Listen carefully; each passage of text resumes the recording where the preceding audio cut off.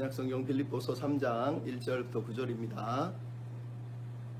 오늘은 부족함 없네 라는 제목으로 말씀을 나누겠습니다. 잠깐 기도합시다. 하나님, 이 시간에 말씀을 묵상합니다. 우리에게 주의 뜻을 깨달아 알고 주님이 기뻐하는 삶을 살아갈 수 있도록 오늘도 힘을 주시고 위로해 주옵소서. 의탁하며 예수님의 이름으로 기도하옵나이다. 아멘. 앤드류 카네기라고 하는 사람이 있습니다. 강철 왕이라고 부릅니다. 산업계의 나폴레옹이라고도 불렸고 미국의 대부호라고 그러죠. 아마 역사상 세 번째로 돈이 많았던 사람이다, 이렇게 얘기를 합니다. 근데 이 사람이 가장 자기 인생에서 행복했던 시절이 1881년 7월 27일 스코틀랜드의 자기 고향 덤펌라인에 방문했을 때라고 합니다. 그 방문했던 때는 뭘 했냐면 사두마차를 만들어서 특별 제작을 하고 어머니를 태우고 자기 어렸을 때 고향, 이 33년 전에 떠났던 고향에 다시 돌아와서 사람들의 환영을 받으면서 그 도시의 공공도서관을 기증하는 행사를 했던 때, 그때를 가장 행복했다고 이 앤드류 카네기라고 하는 사람이 얘기를 합니다. 왜 그렇게 행복해 했을까요? 사실은 앤드류 카네기는 이 스코틀랜드의 덤펌라인이라고 하는 가난한 곳에서 태어나서 너무 가난하게 살았어요.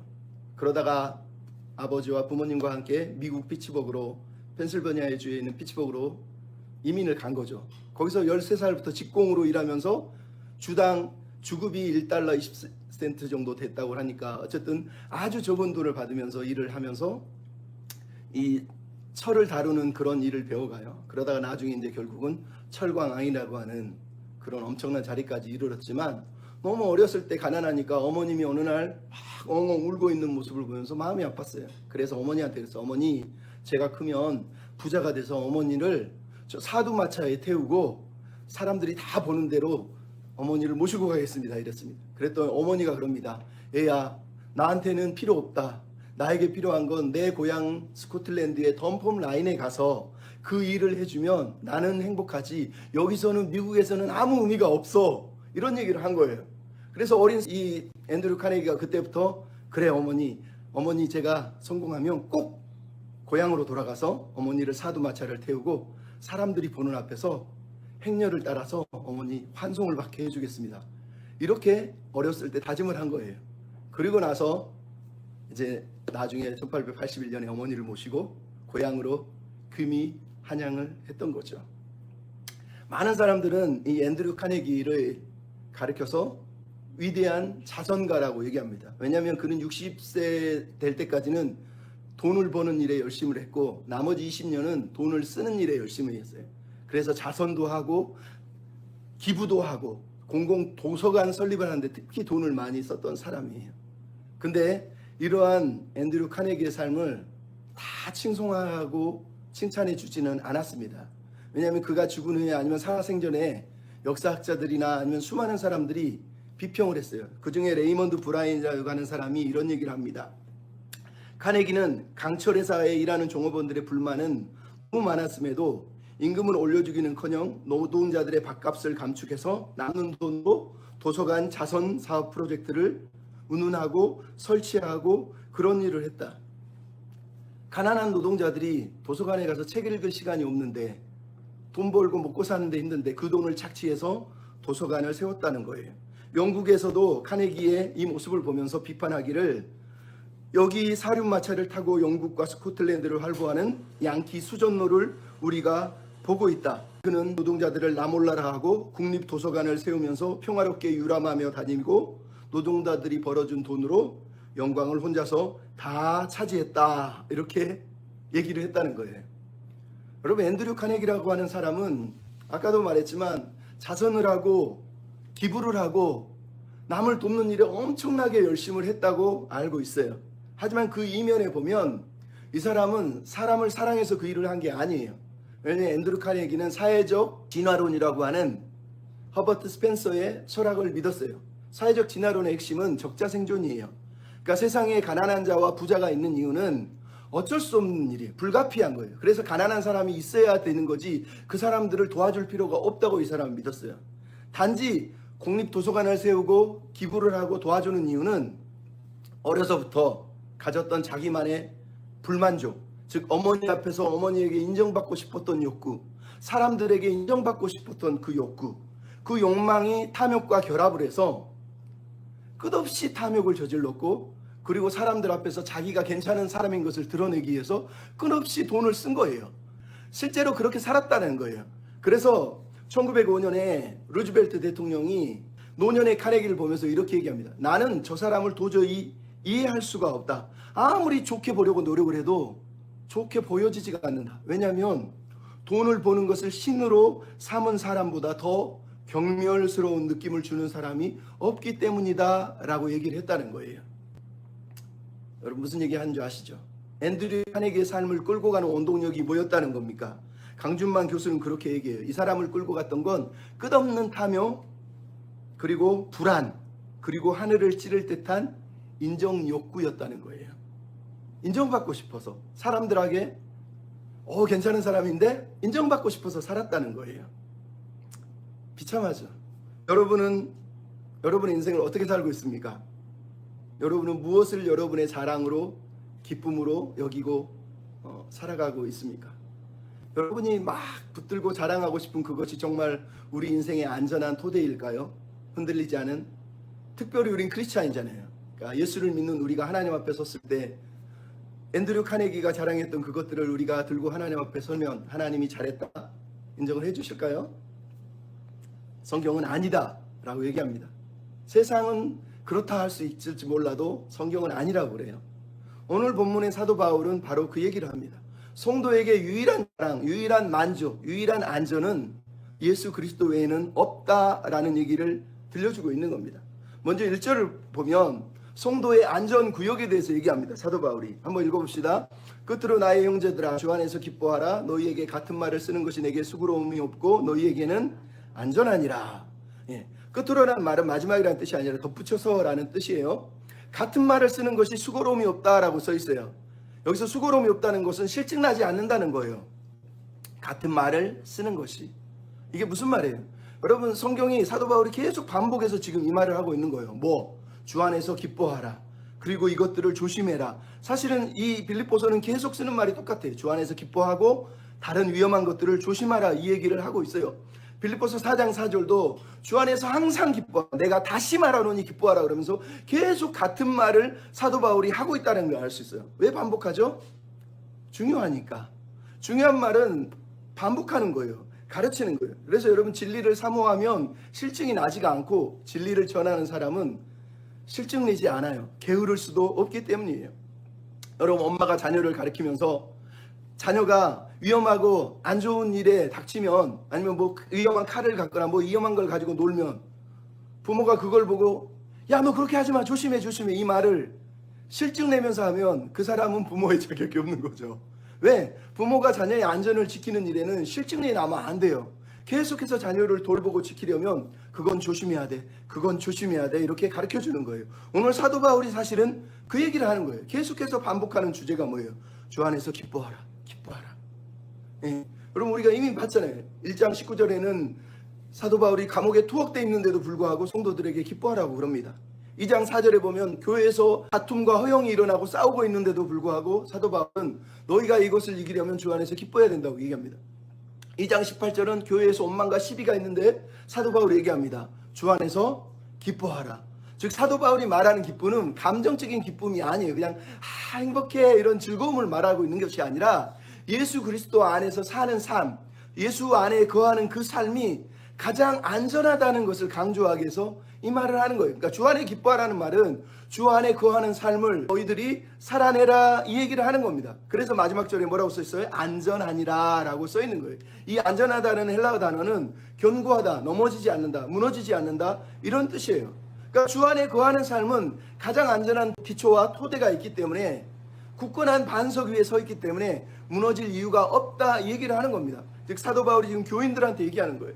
여러분이 예수 그리스도 안에서 굳게 서 있을 때만 여러분은 안전하다는 거예요. 그것이 우리의 기쁨이 된다는 거예요. 그러기 위해서 여러분은 예수 안에 거하는 삶이 얼마나 행복하고 기쁘고 안전한 삶인지를 깨달아야 됩니다. 이 말을 하기 위해서 이 얘기를 하는 겁니다. 교회나 성도들의 영적인 건강과 안전은 다른 데 있지 않고 예수 그리스도 안에 거하는 것이다 라고 사도 바울이 말하는 거예요. 우리가 안 읽었지만 빌립보서 4장도 똑같잖아요. 너희는 주 안에서 서 있어라. 주 안에서 항상 기뻐하라. 무슨 일이 일어나든지 나는 주 안에서 기뻐한다. 주 안에서 일체의 비결을 배웠다. 사도 바울이 항상 주 안에서를 강조할 때 쓰는 단어가 어떠한 상황에서도 자기는 주 안에서 능력 주시는 자 안에서 모든 것을 할 수 있다. 여기까지 나아가고 있는 것을 성경이 우리한테 들려주는 거예요. 그러니까 주 안에 거하는 삶은 가장 안전하고 가장 흔들림이 없는 세상의 어떤 풍파도 이길 수 있는 그런 삶이다 라고 우리에게 말씀을 하고 있는 거예요. 여러분 TV 광고 보면 벌써 55년 전통이 된 시모스 침대에 뭐라 그럽니까? 흔들리지 않는 편안함이 있습니다. 그죠? 오늘 성경이 얘기하는 거예요. 진짜 흔들리지 않는 편안함, 안전함이 어딨냐? 예수 그리스도 안에 있다 라고 사도 바울이 얘기하는 거예요. 예수님이 그랬잖아요. 나의 안에 거하라. 우리가 찬양하잖아요. 나의 안에 거하라. 우리가 예수 그리스도 안에 거할 때 우리는 가장 안전한 거예요. 그래서 주 안에 거하는 성도가 누구인지를 이제 2절로 3절에 사도 바울이 얘기를 하고 있습니다. 주 안에 거한다는 게 무슨 말이냐? 주 안에 거하는 사람이 누구냐? 2절 3절을 우리가 한번 읽어봅시다. 시작. 개들을 삼가고 행악자들을 삼가고 몸을 상해하는 자들을 삼가라. 하나님의 성령으로 봉사하고 그리스도 예수로 자랑하고 육체를 신뢰하지 아니하는 우리가 곧 할례파라. 여러분 바로 안에서 주 안에서 기뻐하라 했던 사도가 갑자기 뭐라고 그래요? 맹렬히 지금 거짓 신앙에 대해서 비판을 하면서 개들이라고 그러고 행악자라고 그러고 몸을 상해하는 사람들이라고 얘기를 합니다. 여러분 그래서 늘 말하는 거예요. 사랑은 언제나 진리와 함께 가는 거예요. 진리를 버린 사랑은 사랑이 아니에요. 사도 바울이 앞에서는 기뻐하라 그래놓고 지금 바로 이어서는 개들을 행악자들을 막 책망한단 말이에요. 그러면 사도 바울이 책망하는 이 사람들은 누굴까요? 오늘 본문에 보면은 개라고 있고 행악자라고 있고 마지막은 몸을 상해하는 사람들이라고 돼 있어요. 몸을 상해한다는 말은 몸을 칼로 자른다는 거예요. 즉 할례를 얘기하는 겁니다. 즉 이 사람들은 누구라는 거예요? 유대인인데 예수를 믿고 있는 유대인이라는 뜻이에요. 그러니까 예수 믿는 유대인들을 향하여서 지금 너희는 개들이고 행악자들이고 몸을 상해하는 자들이다라고 이렇게 강력하게 표현을 하는 거예요. 여러분 원래 유대인들이 이방인들을 가리켜서 개라고 부르잖아요. 왜? 하나님을 안 믿으니까 개라고 그런 거예요. 근데 지금 사도 바울은 그 말을 돌려주고 있는 거예요. 지금 너희들이 개와 같다는 거예요. 왜? 하나님을 안 믿고 복음의 반대로 살고 있기 때문이다 라는 의미로 이 얘기를 하고 있는 겁니다. 이들은 유대 기독교인들이에요. 무슨 얘기냐? 여러분이 성경을 배운 사람 알겠지만 갈라디아서라든가 에베소라든가 빌립보서에 나오는 이 사도 바울의 반대편에 있는 사람들은 모두가 자기들은 예수님을 믿는다고 말해요. 하지만 이 사람들은 뭘 주장했냐? 이들은 유대인이기 때문에 이방인들이 예수를 믿으면 그들에게 찾아와서 얘기합니다. 당신들은 예수를 믿고 있는데 그것으로는 부족합니다. 예수를 믿으려면 진짜 하나님의 백성이 되려면 우리처럼 할례를 받아야 됩니다. 그래서 몸을 상해한다, 몸을 자른다는 단어가 나오는 거예요. 여러분이 할례를 받지 않으면, 즉 율법을 지키지 않으면 여러분은 진짜 하나님의 백성이 될 수 없습니다 라고 사도 바울이 복음을 전하는 곳마다 쫓아다니면서 사도 바울을 해방하고 괴롭힌 사람들이 바로 이 유대 기독교인들이었단 말이에요. 이들이 지금 빌립보에 와서 이 얘기를 하고 있는 거예요. 그러니까 사도 바울이 분노하면서 이들을 개들, 행악자들, 몸을 상해하는 일만 행하는 자들이라고 말하는 거예요. 왜? 원래 복음하고는 정반대되는 거예요. 복음은 뭐예요? 예수 그리스도로 충분한 거예요. 근데 이 사람들은 예수님으로는 부족하다는 거예요. 예수 믿는 건 천국 가는 티켓 입장권 하나 받은 거고 진짜 천국 백성이 되는 길을 할례도 행하고 율법도 지켜야 됩니다 라고 이 사람들이 말하고 있었던 거예요. 그러니까 이제 사도 바울이 1장부터 계속해서 교회 안에 다툼이 있고 분쟁이 있고 원망이 있고 시기가 있다고 말하는 그 사람들이 왜 그렇게 시기를 하고 시비하고 원망하고 다퉜는지의 그 정체를 드러내고 있는 거예요. 이들이 누구라는 거예요? 율법의 행위를 통해서 자기가 의롭다는 걸 사람들한테 보여주려고 사는 사람들이라는 거예요. 그냥 예수 믿는 것으로 부족하고 할례도 행하고 율법도 지키면서 나 하나님 잘 믿고 있어, 나 예수님 잘 믿고 있어를 사람들한테 보여주기 위해서 열정적으로 사는 사람들을 말하는 거예요. 이 사람들을 가리켜서 사도 바울이 지금 투기를 일으키고 분쟁을 일으키고 다투고 싸우고 원망하고 시비를 일으키는 사람들이라고 말해서 이 사람들을 조심하라는 거예요.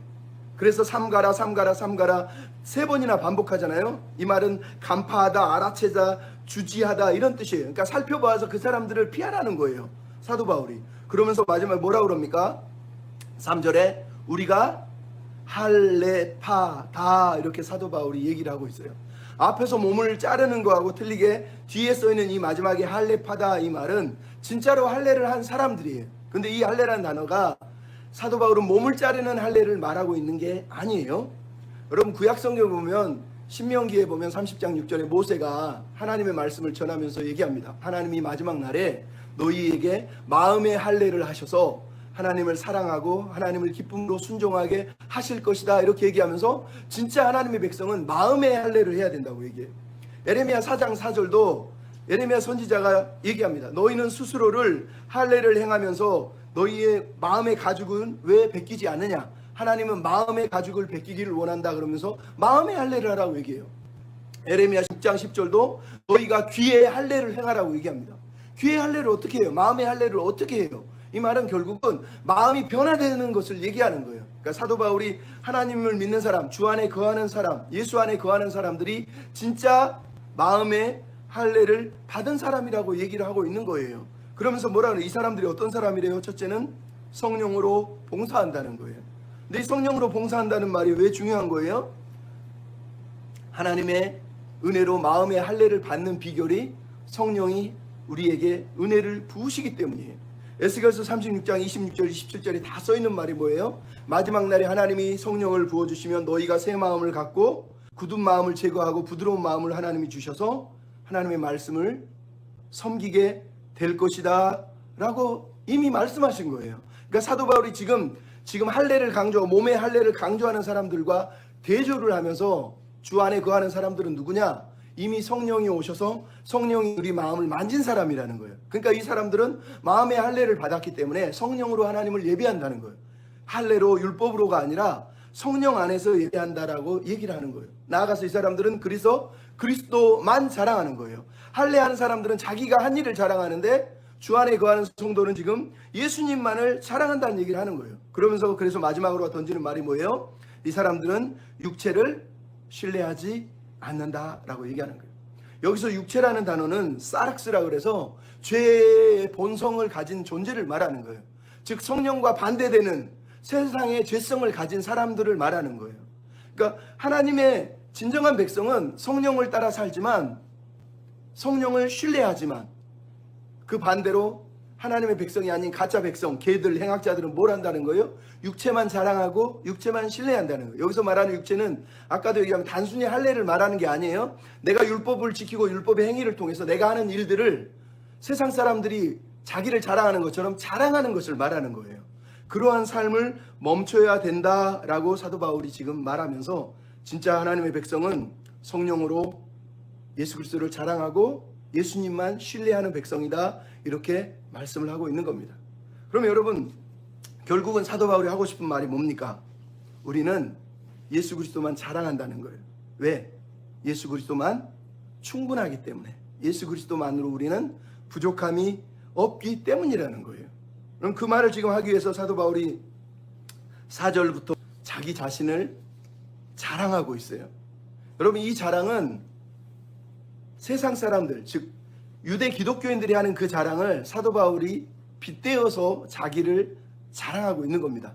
즉 자기를 진짜 자랑하고 있는 게 아니라 니네들 이런 거를 자랑하는 거냐? 그러면 나도 자랑할 수 있어. 근데 그 자랑은 헛된 거야 라는 걸 강조하기 위해서 지금 이 자랑을 4절부터 6절에 들려주고 있습니다. 근데 이 자랑은 사도 바울이 회심하기 전에 자기가 붙들었던, 내가 예수 믿기 전에 세상에서 제일 귀하다고 여겼던 7가지를 지금 사도 바울이 자랑을 하고 있어요. 그 7가지 내용 중에 4가지는 생득적, 즉 자기가 태어나서부터 자동적으로 갖게 된 자랑이고 나머지 3가지는 자기가 의지적으로 노력해서 얻은 자랑거리예요. 먼저 앞에 있는 생득적 자랑이 뭡니까? 8일 만에 할례를 했어요. 진짜 유대인이라는 뜻이에요. 그리고 이스라엘 족속이라는 거예요. 민족적으로도 자기는 이방인이 아니라는 얘기를 합니다. 뿐만 아니라 베냐민 지파라는 거예요. 자기 이름이 사울이었던, 원래 사울이잖아요. 사울 왕을 따서서 베냐민 지파를 자랑하는 이름이기 때문에 이 사울이라는 이름을 자기가 가졌단 말이죠. 그 유다 지파와 베냐민 지파만 유일하게 남쪽 유다 지파에 속해서 하나님을 섬겼기 때문에 이스라엘 족속 중에서도 가장 탁월한 지파인 유다 지파와 베냐민 지파에 내가 속했다고 지금 자기를 자랑하고 있어요. 그리고 마지막으로 뭐라고요? 히브리인이라는 거예요. 자기는 이방 헬라 문화를 따라 사는 사람이 아니라 히브리 문화와 히브리 언어와 히브리 사고와 히브리 세계관을 다 소유한 채 살았던 사람이라고 지금 자기를 자랑하고 있는 거예요. 그리고 의지적으로 자기가 노력해서 얻은 게 뭐예요? 첫째는 율법으로는 바리새인이라는, 즉 그 당시 가장 깨끗하고 가장 남들이 볼 때, 세상이 볼 때 선량했던 사람이 유대인 가운데는 바리새인이었어요. 예수님도 그들의 외식을 비난한 거지 그들이 율법을 지키려는 노력 자체를 칭찬하셨지 비난한 게 아니란 말이에요. 그 정도 바리새인들은 율법을 지키기 열심히 했다는 거예요. 근데 사도 바울은 그 열심을 넘어섰대요. 뭐라 그러죠? 열심으로는 교회를 박해했다는 거예요. 가장 열심인 거예요. 남들이 볼 때도 저렇게까지 살아야 되나? 그냥 남 도우고 살아도 되는데 이 사람은 막 여기저기 쫓아다니면서 남 도와주고 남 섬기고 우리가 우리 시대로 얘기하면 사는 것처럼 이 사람은 그냥 열심히 율법을 지키는 걸 넘어서서 반대자들을 쫓아다니면서 숙청하고 박해를 했다고 자기 자신을 자랑하고 있는 거예요. 근데 마지막으로 뭐라고 해요? 율법의 의로는 흠이 없다. 비난할 것이 없다. 이 얘기는 죄가 없다는 얘기가 아니에요. 율법의 의, 즉 니네들이 말하고는 율법의 의로는 나는 율법을 하나도 어긴 적이 없을 정도로 율법에 대해서는 열심을 냈다고 말하는 거예요. 사도 바울이 지금 자기를 이렇게까지 자랑하는 이유가 뭐가 있어요? 이것이 육체를 신뢰할 만하지 않기 때문이라는 걸 강조하겠어요. 너희들이 육체를 신뢰하는 자랑을 하는데 나도 내가 신뢰할 만한 육체적인 자랑거리가 있어. 근데 그것이 결코 신뢰할 것이 아니라는 거예요. 왜 신뢰할 것이 아닙니까? 그것은 첫째 자기의 의가 되기 때문이라는 거예요. 여러분 율법을 지키고 할례를 행하는 모든 것들은 자기의, 자기를 자랑하는 일이 돼버리기 때문이라는 거예요. 로마서 10장에 보면 사도 바울이 얘기합니다. 유대인들, 이스라엘 백성들을 내가 구원하고 싶은데 그들이 하나님께 열심은 있으나 올바른 지식을 따른 것이 아니라 하나님의 의를 모르고 자기 의를 세우려고 힘써 하나님의 의에 복종하지 아니하였느니라. 사도 바울이 왜 육체를 신뢰하지 않는다고요? 육체를 신뢰하는 사람들은 하나님의 의에 복종하지 않아요. 왜? 힘써서 자기를 자랑하려고 자기 의를 세우려고 살기 때문에 말로는 하나님의 뜻이고 여기 성경에 써있네요 그러면서 말로는 율법을 지키고 있는데 실제로는 하나님의 뜻이어서 지키는 게 아니라 그것을 지킴으로 자기가 드러나기 때문에 지킨다는 거예요. 그 자기 의를 드러내려고 하나님의 의를 거부하고 있다는 거예요, 유대인들이. 그래서 사도 바울은 나는 이 7가지를 자랑하지 않는다는 의미에서 이 7가지를 지금 언급하고 있는 겁니다. 왜 이 육체를 신뢰하지 않죠? 두 번째 7절 8절에 나와 있잖아요. 그것이 자기 영혼에 손해가 되기 때문이라는 거예요. 그것이 자기 영혼에는 전혀 안전하지 않기 때문이라고 오늘 본문 7절 8절에 그 이유를 얘기하고 있습니다. 7절 8절 한번 읽어봅시다. 그러나 무엇이든지 내게 유익하던 것을 내가 그리스도를 위하여 다 해로 여길 뿐더러 또한 모든 것을 해로 여김은 내 주 그리스도 예수를 아는 지식이 가장 고상하기 때문이라. 내가 그를 위하여 모든 것을 잃어버리고 배설물로 여김은 그리스도를 얻고 라고 되어 있습니다. 저번에도 제가 빌립보서 1장 설명할 때 한번 언급했지만 사도 바울은 지금 자기 인생의 손익 계산서를 영수증을 지금 쓰고 있습니다. 한쪽에는 수입, 한쪽에는 질축, 다른 말로 한쪽에는 흑자, 한쪽에는 적자라고 지금 써있는 계산서를 지금 가지고 있는 거예요. 근데 사도 바울이 지금 뭐라 그럽니까? 내게 유익하던 거, 즉 4절, 5절, 6절에 자기가 그동안 옛날 예수 믿기 전에 신뢰했던 그 유익하던 모든 것을 지금은 손해, 해라고 써있는 단어, 저번에도 설명했죠. 이 단어는 제미야라고 해서 상업적 언어예요. 그러니까 손실, 손해, 적자, 불이익 이런 뜻이에요. 그 다음에 나오는 잃어버리고 라는 단어도 똑같이 앞에 있는 단어랑 똑같은 단어예요. 손해보다, 손실을 잃다, 적자를 보다 이런 뜻이에요. 그러니까 우리가 주식 투자했는데 적자를 보는 거랑 똑같은 거예요. 그러니까 사도 바울이 지금 무슨 말을 하는 거예요? 이전에 내게 유익하다고 내가 흑자라고 써있던 7가지를 지금 어디로 옮기고 있는 거예요? 적자라는 칸에 지금 옮겨서 적는 거예요. 그러면서 내가 다 계산해 보니까 내가 자랑하는 이 7가지가 다 나에겐 적자야. 그러면서 지금 7가지를 적자라고 쓰고 있는 거예요. 근데 그냥 적자라고 쓰지 않고 뭐라고 돼 있어요? 배설물로 여겼다는 거예요. 이 배설물이라고 한 단어는 스키발론이라고 해서 여러분 들어봤지만 쓰레기라는 단어고 폐물이라는 단어고 좀 심하게 얘기하면 오물, 똥 이런 의미를 지금 하고 있는 거예요. 근데 중요한 건 뭐예요? 7절에서는 내가 다 해로 여겼다고 그래서 앞에 7가지 다를 얘기하면서 그거를 해라고 얘기했는데 8절은 다른 말을 쓰고 모든 것을 얘기하고 있어요. 모든 것을 잃어버리고 모든 것을 해로 여겼다는 거예요. 즉 7절에 다라고 하는 다로 여긴 것은 7가지지만 8절의 다는 말 그대로 인간이 우리가 자랑할 수 있는 모든 것을 다 포함하는 거예요. 그러니까 우리가 살면서 내가 자기의 내 자랑이라고 말할 수 있는 세상에서 내가 나를 드러내고 싶은 그 모든 것들을 사도 바울은 지금 다 손에 적자라고 기록을 하고 옆칸으로 옮겨 적었다고 말을 하는 거예요. 그런데 사도 바울이 왜 이렇게까지 과격한 표현을 합니까? 이게 교회의 분열의 원인이었기 때문이에요. 사람들이 할례를 받고 율법을 지키고 자기를 자랑하면서 교회 안에서 자기를 자랑하니까 다투고 싸우고 있잖아요. 그래서 사도 바울이 이 교회의 분열의 원인이 주 안에 거하지 못하는 거예요. 예수 안에 만족하지 못하는 거고 자기를 드러내기 위해서 싸우고 있기 때문에 이게 안 된다는 걸 강조하기 위해서 이게 무익하다, 손해다, 적자다고 지금 심지어 배설물이로까지 쓰고 있는 거예요. 주 안에 거하지 않는 삶은 아무 의미가 없고 아무런 자랑이 하나님 앞에서 되지 않기 때문이라고 얘기를 하기 위해서 이 얘기를 하는 거예요. 그러면 여러분 사도 바울이 이걸 다 해로 여기는 이유가 뭡니까? 7절 8절은 두 번이나 강조하는 단어가 있죠. 7절에 보면 내가 그리스도를 위하여, 8절도 내가 그를 위하여. 사도 바울이 지금 모든 것을 해로 여기는 이유는 딱 하나예요. 자기 인생의 모든 것을 적자란에 썼는데 흑자란에 쓸 수 있는 게 딱 하나 있었다는 거예요. 그게 뭐예요? 그리스도 예수라는 거예요. 그래서 그리스도라는 단어를 거기다가 지금 쓰고 있는 거예요. 그러니까 사도는 사람들이 돈과 인기와 영예와 성공과 인정받고 싶은 그런 삶을 사는 사람이 자기는 아니라는 거예요. 그것들은 다 버렸다는 거예요. 예수를 믿은 후에 자기 인생은 자기에게 허락된 모든 삶의 경험들까지 다 예수님의 주권과 섭리 안에서 자기에게 허락된 것이고 자기는 철저하게 예수님만 신뢰하고 예수님만을 위해서 살았다라고 오늘 본문이 말하는 거예요. 그래서 오직 그리스도를 위해 살았다는 거예요. 오직 그리스도를 위해 살았다는 게 무슨 말이에요? 예수 그리스도 안에 있는 보물, 예수 그리스도 안에 있는 기쁨, 예수 그리스도 안에 있는 부요함들을 사도 바울은 이미 충분히 경험을 했기 때문이다 라고 지금 말하는 거예요. 그래서 세상 것과 비교할 수 없다는 걸 사도 바울이 깨달았다는 거죠. 여러분, 그래서 우리가 말하는 거예요. 신앙은 양다리를 걸치지 않아요. 우리 교회 다니면서 한쪽은 세상에 발을 놓고 한쪽은 교회에 딱 놔두고, 나 교회 다녀요. 또 세상에 가면 나 세상 사람처럼 열심히 살면서 나 이런 사람이에요. 또 교회 오면 나 이런 사람이에요. 그래서 한쪽에는 세상 사람, 한쪽에는 예수 믿는 사람을 두 가지를 양쪽을 다 딛고 선 채 자기는 하나님의 백성이라고 말합니다. 이게 사도 바울이 오늘 본문에 말하는 그 개들이고 행악자들이에요. 자기를 자랑하는 사람이에요. 근데 사도는 세상에 발을 올려놓고 있지 않아요. 오직 예수 그리스도에게 모든 것을 다 걸고 있단 말이에요. 왜? 예수 안에 안전하기 때문에. 예수 안에 삶이 가장 영원하고 부족함이 없기 때문이에요. 여러분, 지드래곤이 노래하잖아요. 영원한 건 절대 없어. 막 춤추면서 막 영원한 거 절대 없어 이러잖아요. 여러분, 이 세상에 영원한 건 절대 없습니다. 하지만 예수 그리스도 안에는 영원한 안전과 기쁨과 평안과 행복이 있다고 사도 바울이 오늘 본문에서 우리에게 말씀하고 있는 거 아닙니까? 여러분, 주 안에 있는 유익, 예수 그리스도 안에 주 안에 기뻐하며 사는 사람들에게 있는 유익이 뭡니까? 첫 번째는 8절에 나왔죠. 내 주 그리스도 예수를 아는 지식, 즉 예수 그리스도를, 주 예수 그리스도를 알게 되는 은혜가 있기 때문이라는 거예요. 주님을 더 알아갈 수 있기 때문이라는 거예요.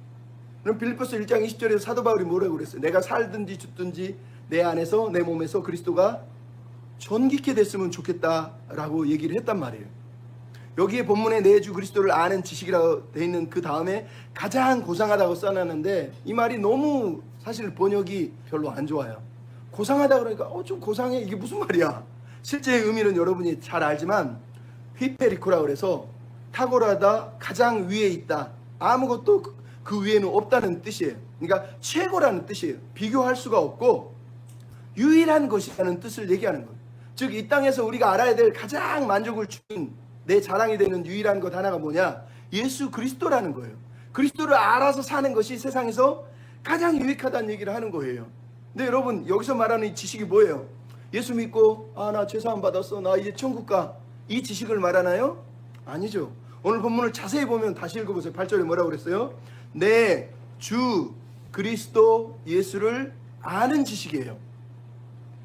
내 주를 가장 앞에 세우고 있어요. 그 다음에 그리스도, 그리고 예수예요. 예수가 누구라는 거예요? 예수는 그리스도인데 하나님이 높이 세워주신 그 주, 우리 인생의 주인이라는 얘기를 지금 하는 거예요.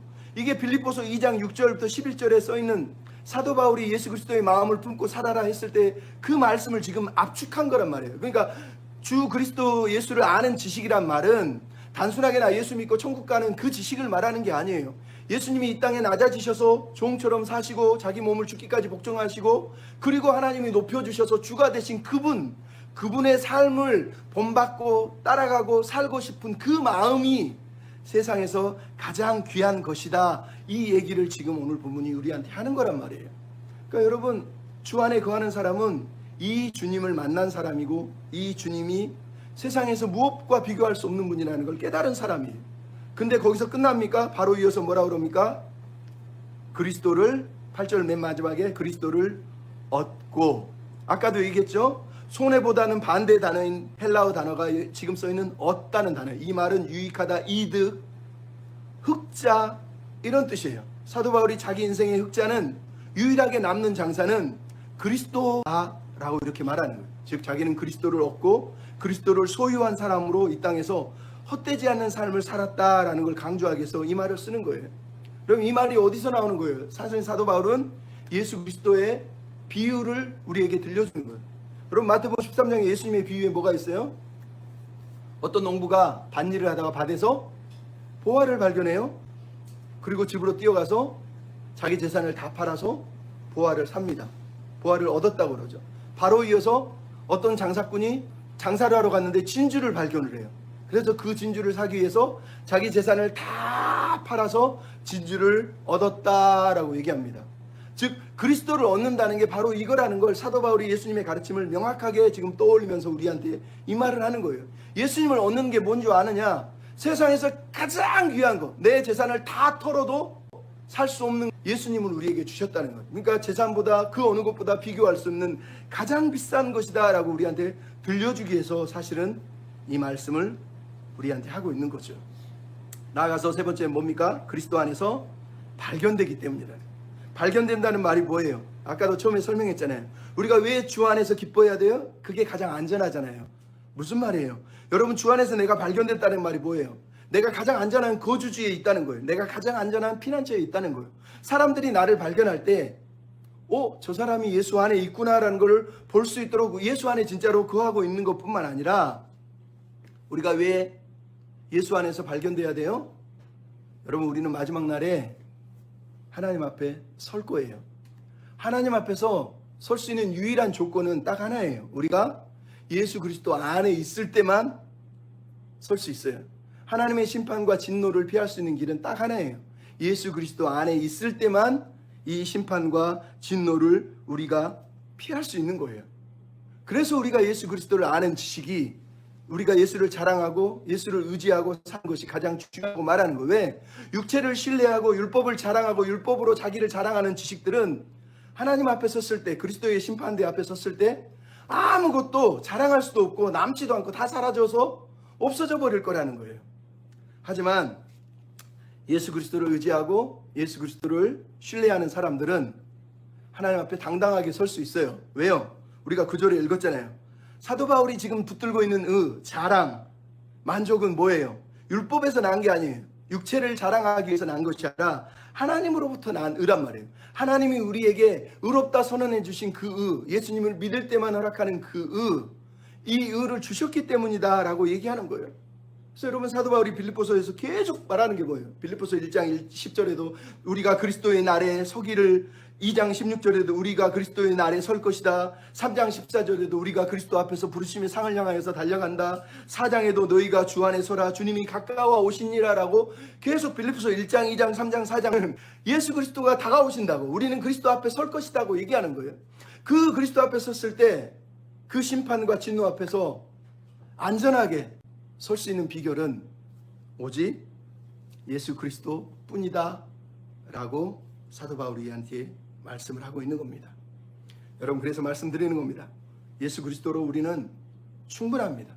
우리가 자랑할 것이 있다면 오직 예수 그리스도만 자랑해야 돼요. 예수 안에는 모든 것이 있고 예수 안에는 부족함이 없기 때문이에요.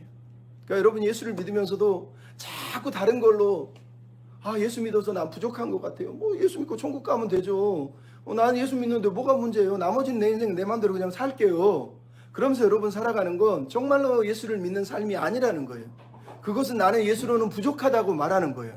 하지만 진정으로 예수 믿는 사람은 예수 안에 얼마나 내 영혼이 풍성하고 부요하고 기쁘고 안전한지를 삶으로 고백하는 사람이고, 그렇기 때문에 다른 것을 자랑하지 않아요. 사람들 보고 세상들 보고 나 좀 봐달라고, 교회에서도 나 좀 인정해달라고, 내가 이렇게 섬기고 있고 내가 이렇게 헌신하고 있는데 왜 날 무시하냐고. 그래서 교회 안에 지금 빌립보 교회에 뭐가 일어난 거예요? 투기와 분쟁과 다툼과 원망과 시비가 일어난 거라고 사도 바울이 결론을 내리고 있는 거란 말이에요. 그러므로 여러분한테 말씀을 드리는 거예요.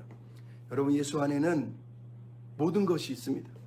예수 안에 있는 그 모든 것을 주님은 우리가 누리기를 원하세요. 방법은 딱 하나예요. 우리가 예수 그리스도 안에 거하는 거예요. 그거 외에는 방법이 없어요. 여러분, 멀린 캐로더스라고 하는 목사님이 한 분 계세요.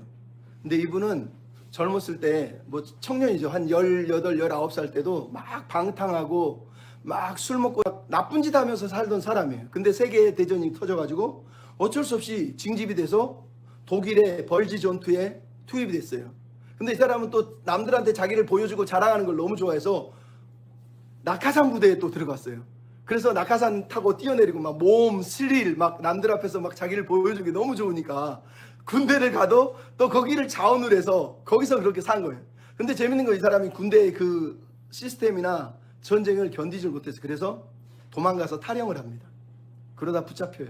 그래서 넌 탈영병이야 그래서 5년형을 선고를 때립니다.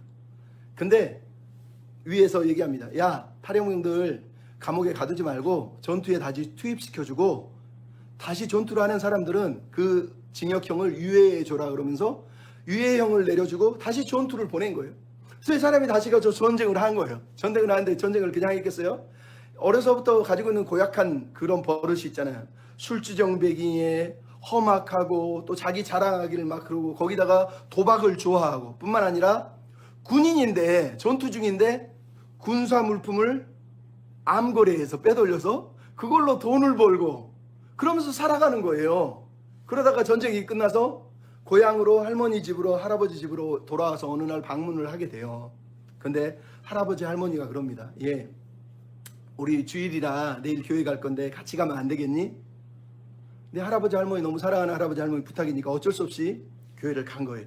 교회 가서 예배를 드렸는데 아이씨 하나님 어딨어 예수가 어딨어 이러면서 예배를 드렸는데 갑자기 예배 중에 하나님이 그러는 거예요.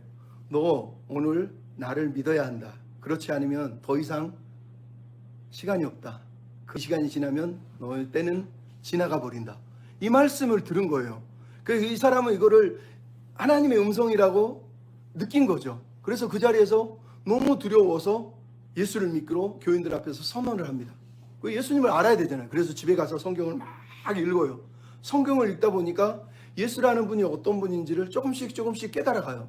그러면서 아, 예수 그리스도가 살아계시는구나. 예수 그리스도 안에 이렇게 놀라운 은혜가 있구나. 이걸 깨달아요. 그리고 나서 자기 집에 자기가 암거리해서 여기저기 팔아서 가지고 있던 돈가방, 수표가방 이렇게 큰 가방이 있는데 그걸 들고 밖으로 나가요. 그리고 화장실에 갑니다. 화장실에 가서 자기가 그 가방 안에 암거리에서 불의하게 얻어든 그 돈, 수표 다발을 그 자리에서 화장실에 집어 던집니다. 하나씩 끝이 보일 때까지 집어 던집니다. 그러면서 그 오물통에다 그걸 집어 던지면서 이 사람이 이렇게 표현을 합니다.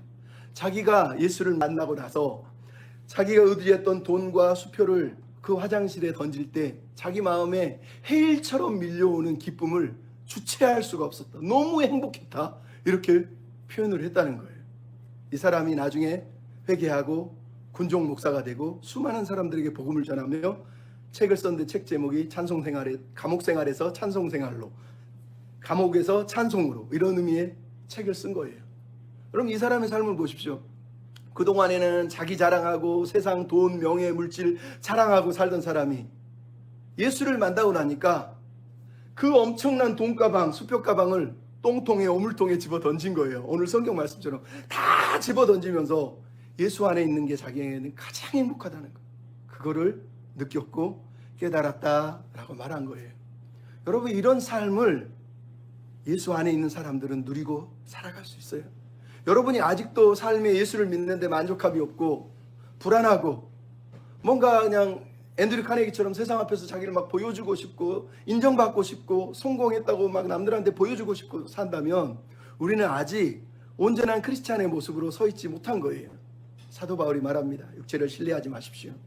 자기 의를 자랑하려 살지 마십시오. 왜냐하면 예수 안에는 부족함이 없으니까. 예수 안에는 충분하니까. 여러분, 그 충분한 삶, 만족한 삶, 부족함이 없는 삶을 우리가 살고 있음을 고백하고 주 안에서 여러분이 발견됐으면 좋겠어요. 야, 저 사람 예수 안에 있구나. 저 사람 정말 예수 안에 살고 있구나. 그렇게 발견되는 저와 여러분이 다 되셨으면 좋겠습니다. 아멘. 우리 말씀을 생각하면서 내 영혼이 은총 입어 정말로 내가 얼마나 큰 은혜를 받았는지 주님이 나의 모든 것 되신다는 것을 믿음으로 고백했으면 좋겠습니다. 내 영혼이 은총 입어 주의 사랑에 살아가네. 세상에 짐 내려놓고 주를 따라 걸어가네. 내 영혼이 은총 입어 주의 사랑에 살아가네. 세상에 짐 내려놓고 주를 따라 걸어가네. 찬양해 찬양해 나의 모든 것 다해 노래하리 주의 인자심을. 찬양해 나의 모든 것 되신 주의 사랑 나를 살리신 주님. 찬양해 찬양해 나의 모든 것 다해 노래하리 주의 인자심을. 찬양해 나의 모든 것 대신 주의 사랑 나를 살리신 주님. 어린 양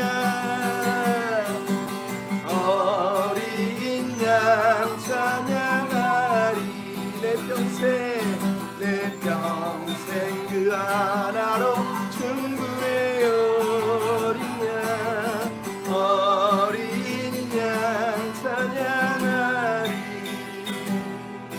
내가 주의 임재 안에서